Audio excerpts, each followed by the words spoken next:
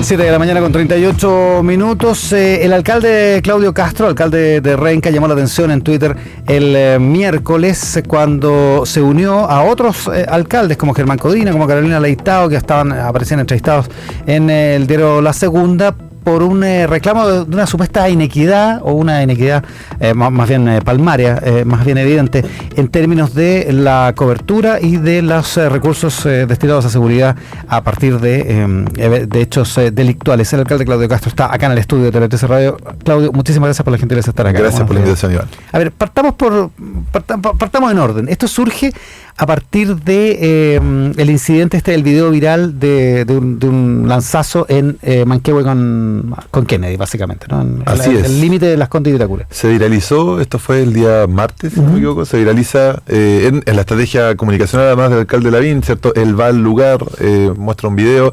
Y uno de los compromisos que hace el alcalde dice, bueno, vecinos tengan mucho cuidado en esta zona, ¿cierto? Desde ahora el municipio va a poner acá un guardia de punto fijo para estar atento a la situación de seguridad en este punto. Y al día siguiente... Era bien impactante el video, todo esto, ¿no? O sea, se viralizó sí, con razones, porque era muy impactante. Sí, muestra ahí todo el descaro además de la persona que hace este lanzazo. Y un día antes habíamos tenido la noticia que también consternó mucho, ¿cierto?, de este asesinato múltiple en Puente Alto, en un local de máquinas tragamonedas. Una balacera donde murieron 5 personas. Y luego de esto aparece una pauta de prensa donde dice que en la pauta decía que el general director de Carabineros, la subsecretaria de Prevención del Delito y el alcalde Lavín iban a ir al lugar del lanzazo. Y esto es lo que detona mediáticamente el tema, porque fue portada efectivamente al día siguiente. Nosotros lo que hicimos fue tratar de ordenar ciertas ideas en un hilo de Twitter, ¿cierto? Pero de una situación que se repite para nosotros todo el tiempo. Yo como alcalde 2 años y medio, y yo creo que he estado con los 2 ministros de Interior que me ha tocado, de 2 gobiernos, con 3 generales directores de Carabineros, con 2 prefectos de zona que he tenido, 3 mayores en la comuna de Renca y 2 subsecretarios de Prevención del Delito, pidiéndole, por favor, que tengamos más recursos para los carabineros de Renca, que finalmente... Quien está a cargo acá de la seguridad pública en Chile es el Ministerio del Interior, y el principal brazo policial, ¿cierto?, son las 2 policías, Carabineros y la PDI, especialmente Carabineros, que es que tiene mayor presencia en las distintas comunas del país.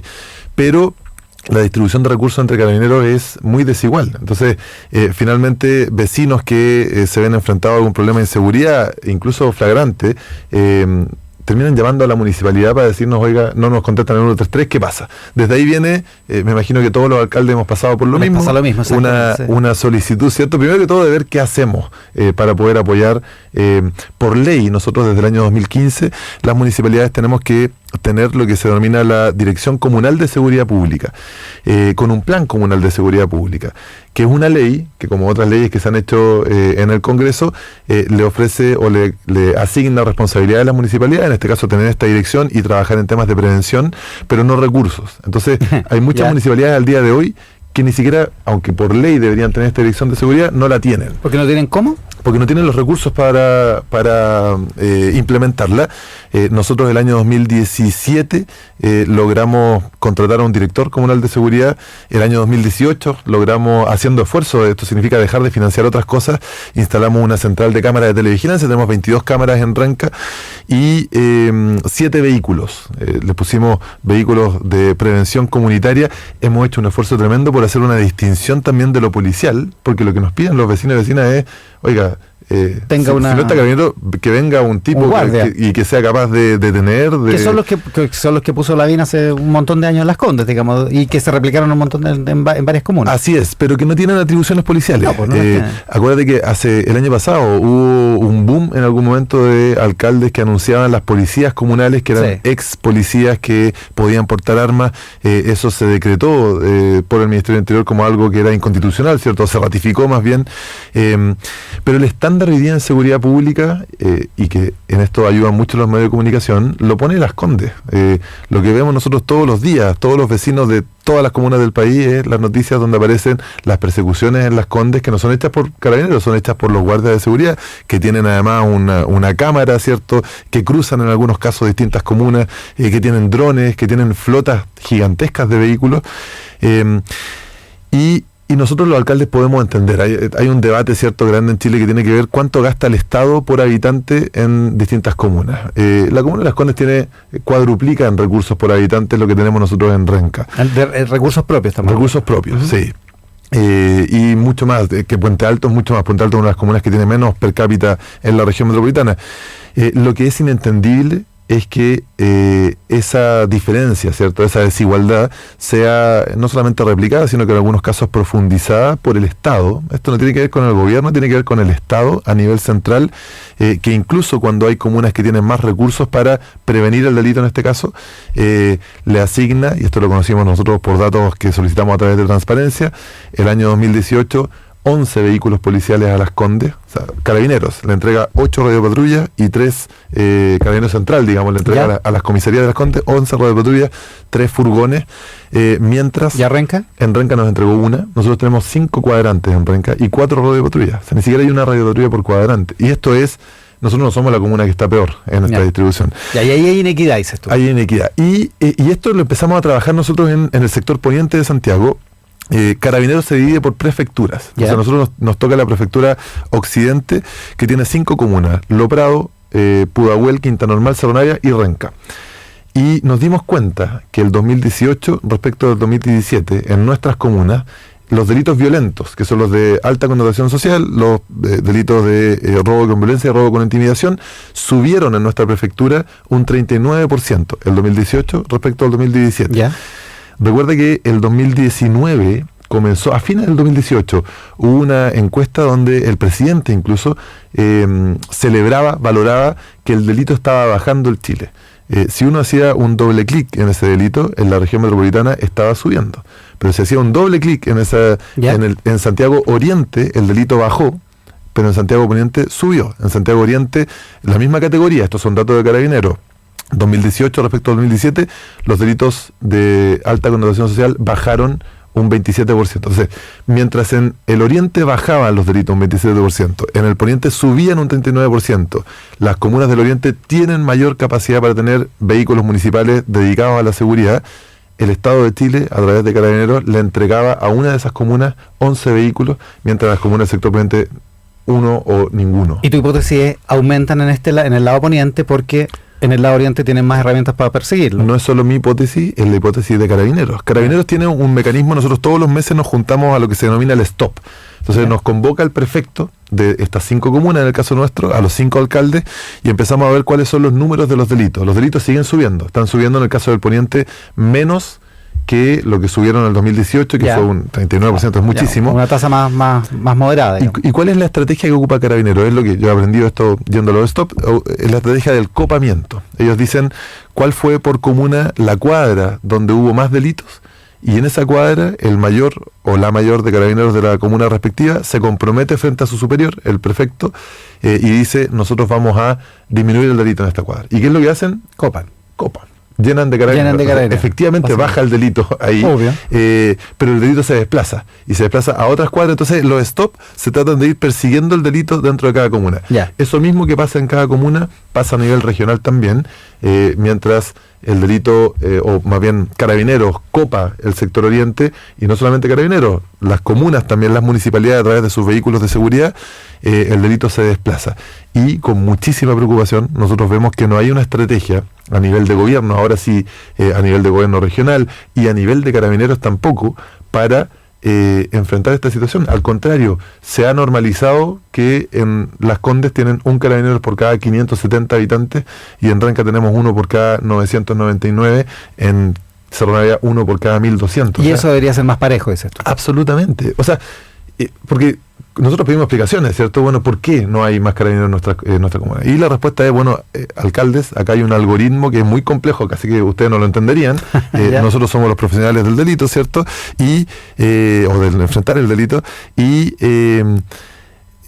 acá hay una explicación que tiene que ver con hay una explicación técnica. De delito. Esto no es puro clasismo, por decirlo así. Pero cuando nosotros tenemos la validad que te acabo de presentar, 39% aumenta en nuestra zona, mientras disminuye en el Oriente, es inexplicable e inentendible, de hecho indignante, que el Estado de Chile tenga más recursos en el oriente que en el poniente. Ahora, ¿es un problema de Carabineros o es un problema de todo el Estado? Es un problema del Estado, porque esto se replica en casi cualquier indicador de calidad de vida que tú quieras. Áreas verdes por habitante, acceso a estándares urbanos.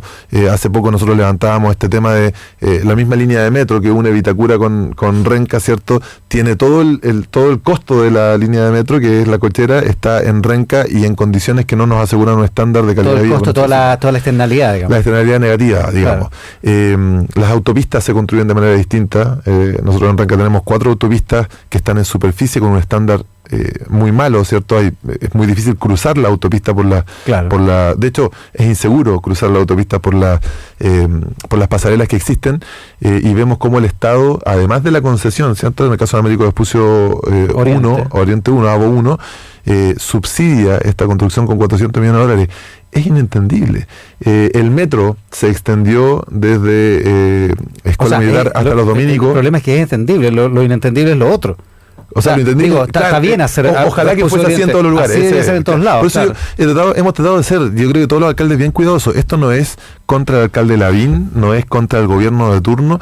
Esto es una mirada que a mí me parece que falta muy poco para que salte a ser una de las discusiones más relevantes en nuestro país respecto de cómo el Estado trata a los ciudadanos. Y que ojalá en eso no influyera donde un ciudadano vive. Ahora, esto es muy viejo. Esta es una discusión que se dio tímidamente cuando se construyó la línea de metro hacia San Joaquín, digamos, hacia la zona sur, digamos. La línea 5. La línea 5, el metro que se construyó en un estándar totalmente distinto a cómo conocíamos el metro. Sí. Se construyó en superficie, digamos, y fue una de las primeras veces que dijimos, es distinto. O la línea 2, que cuando se construyó la línea 2, que pasa por el Parque O'Higgins, también en altura, nadie discutió eso. Y claro, es un estándar distinto. Po. Claro. Es un estándar, y se trata, por lo tanto, que trata a los ciudadanos de manera distinta. Y ese estándar, entendemos todos que va mejorando con el tiempo. O sea, hoy día probablemente sería imposible hacer las autopistas como se construyeron hace 20 años en Renca. Pero no vemos al Estado reaccionando frente a eso. El presidente Piñera anunció hace un par de meses una renegociación con las autopistas para disminuir el TAC. Sí. Pero también dijo el presidente que esa negociación tenía que ver con mejorar los estándares de las autopistas más antiguas. Y con preocupación hemos visto que toda la discusión posterior, nosotros, Mateo, además, hemos hecho propuestas, ¿cierto? Pero no vemos ahí una reacción, en este caso del Ministerio de Obras Públicas, del Estado de Chile, para poder mejorar el estándar, y más bien están centrados en el TAC, que beneficia a los automovilistas que cruzan por Renca, pero que no tienen la externalidad negativa de la autopista. Estamos con el alcalde de Renca, Claudio Castro. Lo sintomático, y lo digo en el buen sentido, es que estamos discutiendo esto. Es que efectivamente hay un problema sistémico. Los medios de comunicación también somos responsables en parte en esto. Estamos discutiendo esto por la inequidad que tuvo la cobertura estatal y periodística de la balacera, de la matanza en Puente Alto. 5 personas muertas con un arma, además de altísimo poder de fuego, una arma automática, versus el lanzazo en el paso bajo nivel de Kennedy. Entonces hay una cosa positiva en el hecho de que estemos conversando esto, digamos. Muy positiva. Es lamentable en la forma en que llegamos, ¿cierto?, a conversar de esto, pero es positivo. Yo creo que estamos en un buen momento también. Esto es descentralización, y el momento de la descentralización es probablemente el más importante en nuestra historia reciente, porque el próximo año viene la elección de gobernadores regionales, que va a cambiar radicalmente la discusión. O sea, vamos a tener una autoridad electa entre el alcalde y el presidente. ¿Y eso podría permitir que este debate fuera más claro? Mi impresión es que sí. O sea, y esto tiene que ver con democracia al final. Yo te contaba el caso de esta autopista que impide el acceso de toda la población 1 de Mayo, la Huamachuco 1, al centro de salud que teníamos. Porque hay una autopista que se construyó, ¿cierto?, y que pasa por la mitad, y nadie se atreve a cruzar por la pasarela, y las personas mayores no pueden cruzar por la pasarela. ¿Cuál es la solución que se generó informal? Es que hoy día adultos mayores de la 1 de Mayo tienen que pagarle 3.000 pesos a un taxi pirata para que los lleve de ida, y 3.000 pesos de vuelta a un centro de salud que les queda a 500 metros de distancia. O sea, una ridiculez. Cuando yo voy a la población 1 de Mayo, lo que me piden los vecinos, especialmente las adultas mayores de ahí, es: alcalde, hágase cargo, genere una solución. ¿Y cuál es la solución? Una es intervenir la autopista, que no está dentro de mis atribuciones, voy al Ministerio de Obras Públicas. La otra es generar algún recorrido de transporte público, que no está dentro de mis atribuciones, voy a hablar al Ministerio de Transporte. A pedir literalmente por favor. Entonces es una cuestión muy indigna esto de que los alcaldes y alcaldesas, que somos la primera autoridad electa que está más cerca de los vecinos, a quienes nos piden, ¿cierto?, el estándar de ciudad, no tengamos las atribuciones ni los recursos, y los recursos que hay están muy injustamente distribuidos para poder hacernos cargo de las demandas de nuestra población. Ya, y en ese caso en particular, ¿qué el problema se podría solucionar por una mejor pasarela? Claro. ¿Con un ascensor o sea, con otro estándar, digamos? Yo, dado que hoy día existe, ¿cierto?, el ejemplo y el estándar, lo que yo le pido al Estado es que soterre una parte de General Velázquez, así como lo están haciendo en Américo Vespucio Oriente 1, y le ofrezca a nuestros vecinos la posibilidad de volver a llegar caminando a su centro de salud. Y esto es más curioso todavía. Hace poco hubo una conferencia de la Cámara Chilena de Construcción, se llama Desafío Ciudad, no me acuerdo, pero una conferencia donde se invita a grandes urbanistas del mundo, ¿cierto?, que nos vienen a exponer casos mundiales de éxito. Y vino Jeff Speck, un urbanista de Nueva York, que vino a contar, a mí me tocó comentar después, me invitaron a comentar esto en Casa Piedra, estaban todos los desarrolladores inmobiliarios, y es impresionante que Jeff Speck nos vino a contar cómo se soterran autopistas en otros lugares del mundo, cómo se soterran cocheras, cómo se hacen intervenciones urbanas que hoy en Chile parecieran ser una locura. Entonces, cuando a mí me tocó comentar eso, yo decía, mira, me parece impresionante que hayamos aplaudido de pie a Jeff Speck, lo admiramos, le pedimos que ojalá nos dé más ideas, ¿cierto? Pero cuando un alcalde de una comuna pobre, extremando el argumento, plantea las mismas soluciones que nos viene a plantear Jeff Speck, a mí, respecto a las cocheras del metro, me han tildado de loco, de irresponsable. ¿Cuál es el problema de las cocheras del metro? Explícalo. Las cocheras del metro... con el alcalde de Renca, Claudio Castro. El metro de la línea 7 une las comunas de Vitacura, de Renca y Vitacura. Termina en Estoril. Claro, entonces el metro que hace una evaluación social y económica de sus proyectos y que nos deja muy claro, ¿cierto?, que el metro se dedica a trasladar gente y no a trabajar el estándar urbano del entorno de los lugares donde llega el metro. El metro dice, evidentemente, o sea, no hay que ser ingeniero para decir esto, es más barato el terreno en Renca que el terreno en Estoril. Por lo tanto, instalemos 17 hectáreas, o sea, un terreno del tamaño del parque forestal, en que están además al lado de una de las estaciones de metro que están en Renca, instalémoslo en Renca porque es más barato. Y ahí se van a estacionar los carros. Ahí se estacionan los carros, pero además están los talleres que hacen todos los arreglos y la mantención, ¿cierto? Y hagámoslo en superficie además. Entonces, imagínate lo que significa tener un paño de 17 hectáreas que funciona como una isla. O sea, acá hay cuadras de 700 metros que van a quedar ahí. El impacto que tiene para una zona que ya tiene un número de población importante, pero que además se va a densificar de manera importante justamente porque llega el metro. Entonces, lo que nosotros planteamos fue, hagan las cocheras como si las hicieran en Estoril. En Estoril te aseguro, Iván, que aunque hubiese un terreno que cumpliera con las características, el Estado no construiría cochera soterrada. ¿Y cuánto costaría soterrarla? Eso es lo que tampoco sabemos, porque por más que le hemos insistido, el presidente del metro a mí me dijo en una reunión, me dijo, alcalde, tal vez es difícil soterrar los talleres porque tienen maquinaria y todo, pero las cocheras que son el estacionamiento, o sea, un galpón donde se estacionan, podríamos evaluar ese soterramiento.